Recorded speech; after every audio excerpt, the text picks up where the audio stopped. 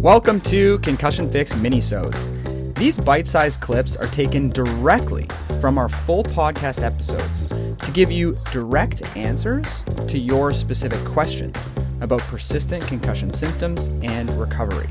Short, clear, and packed with value. Now remember that these clips are not medical advice and you should always speak with your healthcare provider before attempting anything you hear on this channel. Let's go.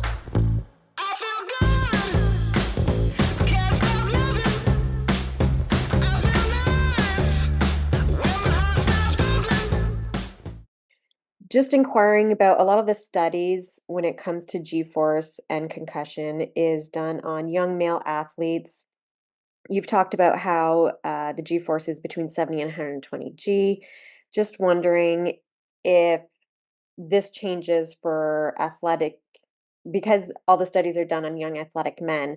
What about non-athletic, middle-aged, and older women? Does that change anything? No, not that we know. The studies are done on young athletes because to put a helmet sensor on is an easy thing to do. To put a mouthguard sensor on is an easy thing to do. We can't necessarily put a sensor on every single lady's head walking around to try and figure out what the G-forces are of a slip and fall. But generally, just because they're young and athletic, the brain inside the skull is still going to have to get stretched to a certain degree in order to cause the neurometabolic cascade of concussion, right? So if there's a slip and fall and your head hits pavement or something, that's going to be a pretty strong acceleration force. If you're in an MVA, you're in a motor vehicle accident, your head hits the window or the headrest or the steering wheel, that's likely going to be a pretty substantial force. But we also have to consider that the symptoms of concussion are not specific to concussion. Meaning that if you have a slip and fall and you don't even hit your head, but you have this jerking of your neck, you may not have a concussion, you may have a whiplash injury, but the symptoms are going to be the exact same. So if you go to see any doctor, they're going to be like, oh, you've had a concussion, right? So we always will treat concussion and whiplash simultaneously because the overlap in the symptoms, we don't know what it is, right? If you come see me and you're like, well, I don't know if it's whiplash or I don't know if it's concussion, I don't know either. The symptoms are the exact same. And there's no way for me to definitively tell you one way or another, but let's treat it like both. And if we treat it like both, we can't go wrong, right? So it doesn't really matter what the forces are. I wouldn't be too hung up on that, but we do have to realize that the forces to actually cause the brain to stretch are fairly substantial, right? Like this will not cause a concussion. It's just not enough force, right? But a smaller force can cause whiplash. Whiplash threshold is much, much, much lower than concussion. Whiplash threshold is 4.5 Gs. Right? A good sneeze could cause neck strain and cause all sorts of concussion-like symptoms, right? So some of these concussions from these lower forces are not likely concussions. They're likely other factors, right? Or the other thing we talk about is the concussion cliff, right? Because dysregulation of your autonomic nervous system will cause the same type of symptoms as concussion. So if you're in a really high stressful state, and then something happens, some minor perturbation, that can just cause your nervous system to dysregulate further and cause the same symptoms as concussion.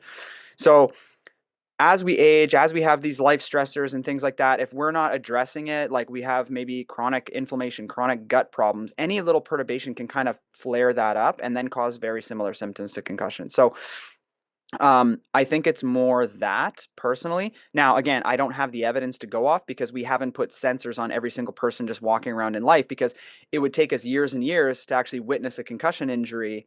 You know, if we were to grab 100 people that don't play contact sports and just gave them sensors to walk around with, it would take us a very long time to even see 10 concussions. So that's why it's not done in research. It's just too time consuming. No one's going to do that study. But in athletes, they're subjecting themselves to contact every day. It's easy for us to put a sensor on them, and then we're going to see concussions out of that. So then from there, we can gather what that threshold likely is. Now, the only difference I've seen is that in young children, the threshold is lower. In children around 11 years old, the threshold is actually between 30 and 60 Gs, or 30 and 90 Gs.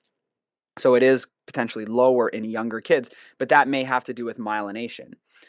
The other issue is that athletes are going to have stronger neck stability, so they're going to suffer less G-forces with bigger hits. Whereas as you age, if you don't have good neck stability, a smaller hit could cause a more rapid acceleration than you would see, in a football tackle or something like that. I also think that the question here is talking about the difference between just generally males and females, right? So he's talking about middle-aged women, but you could probably extrapolate, a college-age woman versus a college-age male. Yes, they're both athletes, so it's not exactly the same, but we have talked about the differences between males and females, and a lot of them have to do with, neck, strength, hormones, other factors like that. So I agree. In my practice, I do see more females than males. What do you know about the data, Cam, on that in terms of the difference between males and females at any age? I haven't seen much in terms of like G forces, females to males, but we do know that females get more concussions than males, but we're not entirely sure why. Like if you take sex equivalent sports like soccer, basketball, where the rules are the same, even rugby, women are 2.5 times more likely to get a concussion playing those sports than men are playing the exact same sport with the same amount of contact. So the question is, okay, is this a hormone difference, right? Um, is this a neck to head ratio difference, right? Like females tend to have smaller, thinner necks, but similar size heads. And so if you have, the same size head on a smaller neck, there's going to be more chance for whipping and motion. There's also a reporting bias that's been suggested. However, a couple studies have disproven that, where females may be more likely to report their injury or tell somebody, which then just creates a reporting bias where it looks like females are getting more concussions, but they're just reporting them more. But other studies have looked at that and found that female athletes were just as likely as male athletes to report, and in some cases less likely than male athletes to report. So that may not explain it. There's all sorts of different potential possibilities as to why this happens. There was a study that I just read yesterday, actually. It was a systematic review looking at males versus females and their rates of like depression after concussion, and it's much, much, much higher than males. And so I think that the mental health piece has to play into that as well, especially with persistent symptoms. But anyway, these are all these questions that we don't yet have answers for. They're still theories. They're not. This is not definitive. And I think Yeah. that's kind of the takeaway. But I think you're observing just something that we also observe in practice is that there is more females than males that seem to be having persistent symptoms. The evidence does kind of flesh that out, and we're trying to unpack why that's the case, but we don't 100% know right now. Like even if you look at my followers, like on Instagram, for Yeah, example, me it's too. 80 to 85% are women, Yeah. right? And is that women that are actually interested in learning and hearing solutions, or versus men, or is that actually kind of representative of what the PCS sample looks like? Um, Not sure. I mean, if you look at the majority of people in this program, it's majority women as well. Um, They just like your voice, Cam. That's all. Good question though. I'm glad we brought that up.